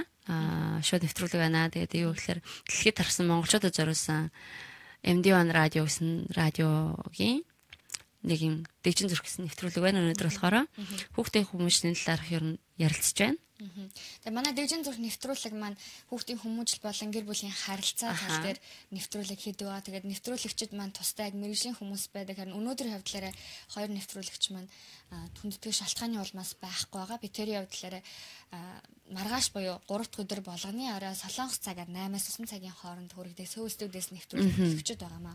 За Тера Баяраа маань хаанаас холбогдож байна ээ? Тийм дээр болохоор www.md1 дундуур зураас radio.com гэсэн вебсайтыг хөгжүүлж байгаа. Тархсан монголчуудад зориулж түүнээс гадна бид нэр фейсээр шууд нэвтрүүлэг хийж байгаа. Нийт өдөр супербук буюу гайхамшигт ном гэсэн нэвтрүүлгээр та бүхэнтэй бас номын сайхан номоор аялаад уншин номын хатлаар яриад сэтгэлээ хуваалцаа тэгээд явдаг тийм нэвтрүүлэг танд хүрч байгаа. Ялангуяа Солонгос байгаа утгаараас Солонгост бестселлер болж байгаа номнуудыг уншаа та бүхэндээ хэлээр яг энэ нэвтрүүлгээр дамжуулж чухал агуулгуудыг танд хуваалцаж хамтдаа суралцсан явж байгаа тийм нэвтрүүлэг байгаа. Хоёр дахь өдөр болохоор өнөөдрийн дэгжин зүрх нэвтрүүлэг хүрдэг. Харин 3 дахь өдөр болохоор Сөүлстуд буюу Сөүлээр сонин сайхан юу байна? Энэ өөрх монголчууд ямар монголчууд байдаг юм байна? Энэ шин сонин сайхан юу байна? Танд юу хэрэгтэй байна гэсэн яг энэ одоо тархсан монголчуудаараа төвлөрсөн нэвтрүүлэг хийж байгаа. 5 дахь өдөр болохоор Beauty Life буюу бас K-beauty, K-pop буян болсон шиг бас K-beauty бас Korean beauty юу ямар байна тий судалдаг болсон байна. Тэгээ энэ тал дээр бид нэр нэвтрүүлэг хийдэг юм аа. Тэгээд ийм нэвтрүүлэг хийдэг ийм тарсан монголчуудын радиогийн дэжин зүрх нэвтрүүлэг та хүлээн авч үзэж байна. За тийм байна. Хүүхдийн хүмүүжил бид өөрсдийнхөө хүмүүжлээс яаж хийсэн тэгээд хүүхдийн хүмүүжил тал дээр хамтдаа асуулт хариулт аваад өнөөдөр чөлөөтэй сайхан нэвтрүүлгээ оролцоотойгоор хийгсэн үүднээс бид хамтдаа ярилцаж байлаа. За тийм байна. За тэгээ MJ радиотой хамт биш үү хөө арай өөр үү гинэ. Баярлаа гинэ. Тэгээд гоё юм аа би Монгол байна. Солонгос 3 сар аялаад ирсэн хээ гоё юм аа. Юм байна лээ. Бас ажил хийж үтсэн хамаагүй ярьж өгч гинөө гинэ. Харьцаа хамаагүй. Зүгээр шүү дээ хамаагүй ярьж өгч гин л зүгээр. За мөнхтөл ороод ирсэн байна. Орой мэд мөнхтөлаа. За тэгсэн чинь хаана нэмжилаа. За ямар тач. За ингэсэн байна. За отгоо нөгөө хүүхдийн талаар хоол идэхгүй хүүхдийн талаар. Одоо 4 настай нөгөө ногоонд дургүй, бантан аргагүй ирэхэнд иддэг ким будаа сүү, хямл идэн өөр юм баг идэхгүй гинэ.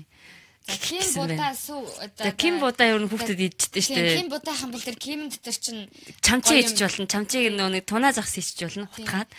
Кимбап бас хийж болно. Кимбап бас хийж болно. Айгүй их нөгөө баг орцоор хүүхдүүдэд дургуйч гэсэн өгсөн ч юм уу тэгчээд хийж болдог байгаа. Тэгээд ким байна гэдэг айгүй гоё санагдлаа. Кимээр айгүй их юм одоо хийж болдог.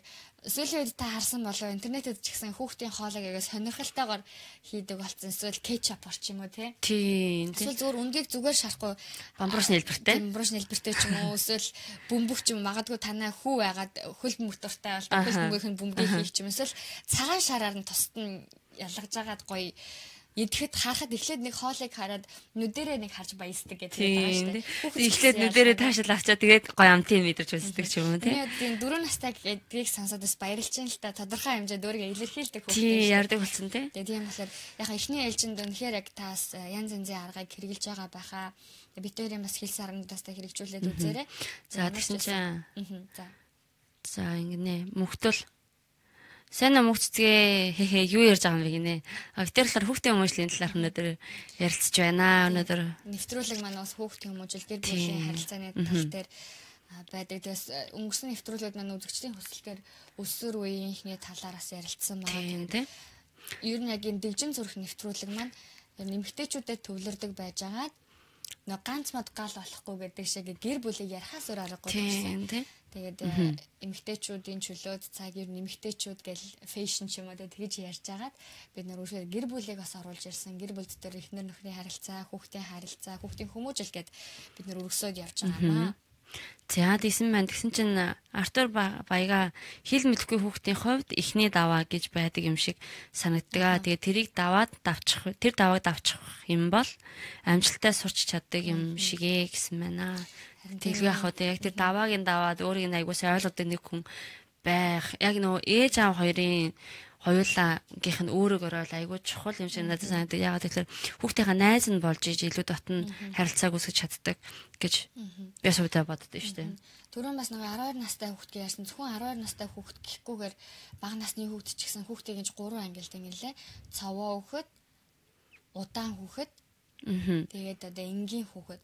За энгийн гэхээр ер нь юмыг тодорхой хэмжээнд хугацаанд сурчдаг, заагаад өгөөл ойлгоод өөрийгөө аваа явцдаг хүүхэд. Харин цаваа хүүхэд бол угаасаа нэрнээс ойлгомжтой. Аюу энэ тэнвэр гүйж хараасан, аюу сэргэлэн адтай хүүхдүүд.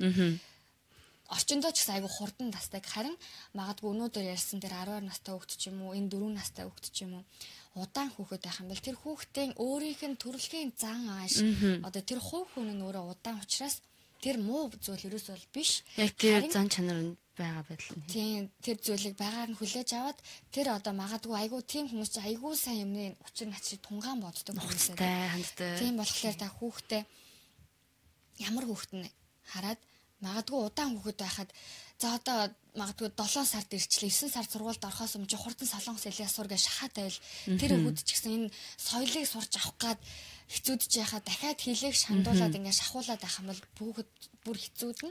Тэгээд магадгүй цовоо хүүхэд бол газ одоо орчиндоо тосон. Тийм болохоор би юу гэж хэлэх гээд байна гэхээр жоох хүүхэдч байсан, өсвөр насны хүүхэдч байсан.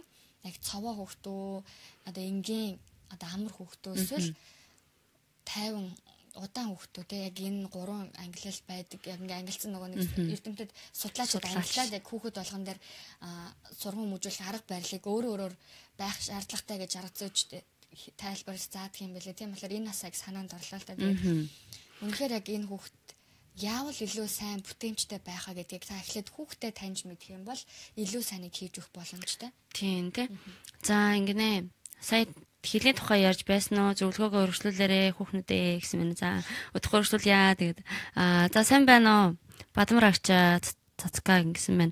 Сайн байна манай охин 3 нас хүрч байгаа. Жохон зөрүү дандаа харагдаад байх уу? Зодох тухай бодогдохгүй байна. Хэлэхээр ойлгодоггүй ч ер нь их зөрүүд гинэ. За энэ тал дээр нөгөө нэг одоо үрийн аяга таллаж усаа гэдэг нэвтрүүлэг дээр байдэн штэ. Яг тэрэн дээр тий үзег хүмүүс байж магадгүй яг яасан бэ гэхээр утас авах гээд хоол идэх гээд хоолны цагаар утас авах гээд утас руу дайраад байгаа хүүхэд байсан мэн л да. Яг тэр хүүхдийг тэгсэн чинь утсын хоол тавиад хоол эд гээд ясан нэг хүүхэд нь бүр зөрүүлээ уйлаад байгаа байхгүй. Тэгэхээр ерөөсөө яг зөрүүлээд уйлаад тэгвцээд байгаа хүүхдийг ерөөсөө ээж нэгээд яг өөрөө ингээд хөлөө урагшнд жийж сууж агаад хүүхдээс өөдөөсөө жийж суулгаж байгаа хүүхдийн хөлн дээр зөөлхөн дараад ингээд давхар суучих.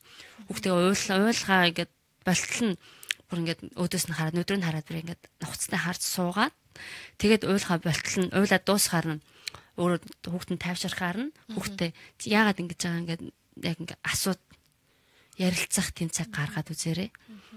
3 настай ихэр нэлээд жоохон хөвтлэн л гэхдээ хилд орцсон байх гэж найдаж байна. Угаасаа нөгөө нэг яг тийм зөрүүд үеийн штэ. Зөрүүд үеийн учраас тэгээд дээрэс нь удахгүй өөрөө гэдэг үе нь бас байгаа тий. Яг энэ үе нь угаасаа тэр насны онцлог учраас та тэрийг нэгдүгээрт эцэг их өөрөө гэр бүлийнхэн өөрөө аян нөгөө үе нь яг нөгөө шилжилтийн насны хүүхдүүдийг нөгөө шилжилтийн нас шилжиж байгаа хүүхдүүд гэж өнгөрдөг шиг 3 настай хүүхдүүд өөрөө айгүй хөөх юм 2 насны синдром нь дуусаагүй гэж магадгүй шнэ. Тийм болохоор тэрийг нь харин та зүгээр нэгдүгээрт яг эргүүлэхэд та нар өөрсдөө бас тэрэндээ хитрхи ингээд стресстэй хэрэггүй. Харин яг юун дээр зөрүүдлээд байгаа. Яг бүх юм дээр зөрүүдлээд байна уу? Эсвэл яг тодорхой юмнууд дээр зөрүүдлээд байна. Яг ээж нар ээж нар хүртэл байдаг юм байна. Яг он сараар марталгүйгээр яг хүүхдийн хадлаа хийж байгаа. За яг хоол идэхдээ зөрүүдлж байна. За тэгвэл яг ямар хоол идэхдээ зөрүүдлээд байсан юм бэ? Яг ямар цагт зөрүүд гараад ямар үед ингэж байна гэдгийг та анзаарчих юм бол тэрэн дээр эргүүлээд арга хэмжээ авах. Тэр аргуудыг хайж болох байгаа. Тэгээд мэдээж зодох бол бас би дэмжихгүй байна. Мэдээж хайртай. Тэр уучраа мэдгүй хүүхдийг хаана зодоо тэр яах вэ? Таан зөх юм мэдэрч байгаа хүүхдээ чинь. Гэхдээ яагаад зөрүүлж байгааг нь та олж мэдэх юм бол тэрийг та сайн тайлбарлаж өгөөрэй. Хүүхэд хитний жоохон ч гэсэн айгүй сайн ойлгодог. Тийм болохоор та яг зөв тодорхойлж зөв мэдсэн бол хүүхдтэй үнэхээр болох юм хэлээд болохгүй юм хэлээд за юм болгонд болохгүй гэдэг бол бас хүлээж авдаггүй. Тийм болохоор энэ нь болохгүй харин энэ нь болно. Чиний эн чинь айгу муу байлаа. Гэхдээ чи энийг илүү сайн хэлээ. Гэхдээ нөө магтаал зэмлэл хорь ихлээд магтаалыг хэлж байгаарай гэж айгу хүмүүс ярьдаг шүү дээ. Тийм болохоор эн чинь айгу сайн байна. Тэгтэл чи яг яагаад ингэж байгаа юм бэ? 3 настай хүүхд ч гэсэн яг тодорхой хэмжээнд өөрийгөө илэрхийлдэг болцсон. Тийм ч учраас зөрөөд байгаа нь тэр байхгүй. Тэр хүн ч гэсэн яг нөгөө нэг өөрийн хувь хүнийх нь хувь хүн дотоод хүн яг бүрэлдэж байгаа учраас заримдаа тэр хүүхд өөрийгөө ч ойлгохгүй байгаа. Би энэний дуртай гэд өнөөдөр ярьчихсан бол маргааш дургүйг ярихад ч дийлэн хүүхдүүд учраас та хүүхэд гэдгээр нэг хүлээжтэй хүлээж аваад нэг юун дээр зөрөөд байна. Эсвэл яг магадгүй гэр бүлдтэй одоо эвгүй одоо юм унсан ч юм уу тэрнээс олж айсан тэр айдас нь үргэлж зүрхэнд нь байгаа учраас тэрнтэй ойролцоо нөхцөл байдал ямар нэг юм харагдсанаас олж зөрөөд айгаад байна уу? Яг нөгөө нэг зөрж байгаа шалтгааны та бас олчих юм бол танд авах арга хэмжээ айгу тодорхой болох байхаа гэж бодож байна. Учир зүгөө зөрөөд байна гэдэг бас нэлээд сайн харах хэрэгтэй л дээ. Тэгэл яг нөгөө муугийн сая нөгөө юун дээр нэвтрүүл дээр гардаг шиг үнэхээр учир зүгөө юм болгон дээр зөрөөд байвал таас хүүхдийг нэлээд төвчээртэй болгохын тулд танаас ч гэсэн их төвчээр гарна. Тэгээ яг нөгөө би бас тэр нэвтрүүлгийг үзчихсэн. Ээжид аавд ч гэсэн харахад аяг хэцүү. Төвчээс суугдсан дээ хэцүү тийм. Яг гарнаас нь бариад хүүхэд боо юм болно. Ойрлон чарсан. Тэг гүйж савна. Их болгонд нь зүгээр л хоёр гарнаас нь бариад хөлн дээр нь хоёр хөлөө тавьж суугаад хүүхэд өөрөө тайвшраад бүх арга хэрэглэж штэ хүүхэд чинь. Тэгсний дараа зарим бүр яг тэр зөвлөгч ингэж зөвлөж байгаа байхгүй. Уйлаад ханиалгаад бөөлчин. Тэр хүртэл тэгсэн ч гэсэндээ бити яг тэр гарнаас нь бариад хөлн дээр дараад яг тэгж байгаагаа бити зогсоогоор яг уйлаад бүр зогсоод тайвшртал нь яг тэгж одоо төвчих хэрэгтэй гэж байгаа байхгүй. Тэгээ бөөлжлөөгөөд асуудал болохгүй гэж байгаа байхгүй. Зарим хүмүүс яг нөгөө нэг юу яг тэрүүгээрээ бүр төрөө барих гэдэг. нэг тийм байдаг. гарч авах гэдэг. Оо намайг бүр ингэчүүл энэ хүүхд ингэ зовоод ингэчүүл манай ээж намайг нэг авч хэлж магадгүй гэсний тийм нэг юм байдаг учраас яг тэр хүүхдүүд ч гэсэн айгу гярхаа. Тийм санаа мэдэн шүү дээ. муугар санаатай. За тийм байна. Ингэжээ гэсэн чи бадаар огчаа охин нь бидний амьдрах газар хүүхдээ удаан уйлуулж болдгүй хэцүү би тэгэж үзмээр байдаг гинэ. Хилд ороогүй шулганаал байдаг юм. Аль хэлээр нь ярихаа мэдхгүй байгаа юм шиг. Харин яг тэгдэг те энэ солонгос хүүхдүүд чинь тэгдэг юм байл. Монгол солонгос шиг хольж утгад нэг сонсоргаад би айлгаагаар ярих уу гэх нэг эргэлзээнд орчдөг. Энэ юу гэхээр игон илээ машин юмны дач юм. Тэгээ хольж утгад ингэж ярьдаг тийм. Хүүхдүүд монголоор яриад байх юм бол хизээ монголоор ярихаа мэддэг болчихсон. Сэтгэлийн том ангид ороод ирэхээр хүүхдүүдийг харсан. Бүр гайхмаар би зөвхөн орчуулга хийсэн гэдэг. Тэрийг харахтаа гайхмаар орчуулга хийх хэмжээний чадвартай хүүхдүүд яг 3-аас 5 насны хооронд айгүй сайн хэлэн хөгждөг учраас тайлбар монголоор яриараа. Тэгээд уйлуулах боломжгүй газар бол бас арай нэг өөр арга хэмжээг авах хэрэгтэй хаа. Гэхдээ хамгийн гол нь яг юун дээр зөрөөд байгаа гэдгийг мэдчихэж та бас заавал учиргүй уйлуулад авчих хүүхдэд хэцүү тавьчих гэр бүлийнхэн болоод орчин тойронд нь хэцүү л дээ. Тэгэхээр эхлээд та яг юун дээр зөрөөд байна, яагаад зөрөөд байна, та хүүхдтэйг аль болох ойлголцохыг хичээгээрэй. Амжилт төсний болох байхаа гэж найдаж. Тийм тий. За тэгсэн чинь дараагийн нэвтрүүлгээр манай мэрэгчлэтнүүд ирэхээр дараагийн 2 дахь таас нэвтрүүлгийн маань үзээд тэр хүртэл 1-7 хоног биш үү? Тийм тушаад үзээд хүүхдээ аргатай нь бас боломж одоо болсонгүй гэж үзэж байгаа л таас асуугаарай төлөв авч болно шүү гэж хэлээ. За тийм ээ тэгсэн чинь нотхоо маань ингэсэн байна. Манай охин үнэхээр сэргэлэн цовоо монголоор сайн ярьдаг, сайн ойлгон даанч хоолндоо мухан тэгээд идэх үедээ овоо идэнэ. Яг зөрөөд идэхгүй бол идэхгүй. Яг та хоёрын ярьж байгаагаар утсанд их үздیں۔ Утас их үздیں۔ Тэгээ утсыг маш хол байлгах хэрэгтэй хүүхдэнд тархинд маш муугар нөлөөлдөг учраас. Тэгээд би сайн нэг юм санчаасан. Тэгээ нэг утасны хувьд ч гэсэн яг нөгөө сая ярьсан шүү дээ хангалттай яг цаг хүүхэд ч гэсэн тайлбарлах юм бол цаг ойлгодгүй үцэг ихнэр энийг аяг зааж үт юм. Хүүхдөл энийг мэдээд байгаа шүү дээ. Ингэнгүүт ингээ харах юм бол яг 9 цаг байдаг шүү дээ. За яг ийм болохоор одоо унтын шүү хэлждэг гинэ. Миний таньдаг гэр бүл. Тэгээ аав ээж нь ирсэн ч ирээгүй ч том хүүхэд нь баг дүүнэрийг аваад за ийм цаг бас бүгдээ унтъя. Гэрлэг аав ээж нь байхгүйсэн ч гэсэн 9 цагтаа унтаас орчдөг гинэ. Тэрнтэй ялгаагүй магадгүй таны хүүхэд бас яг та үнэхээр сайн ойлгуулж чадах юм бол энэ бол 9 цаг юм а гэхгүйгээр за эндээс яг нэг одоо ийм болоод тэгшгэн болох ч юм уу те 30 минут яг харъя шүү гэд эхлээд та хүүхдтэй ойлгуулад энийг дадал зуршил болгоход дадал зуршлыг нэг 14-өөс 21 хоног гэж ярьдаг штэ. Магадгүй хүүхэд юм чинь тэрнээс бага ч юм уу урт ч юм уу шаардагдаж магадгүй.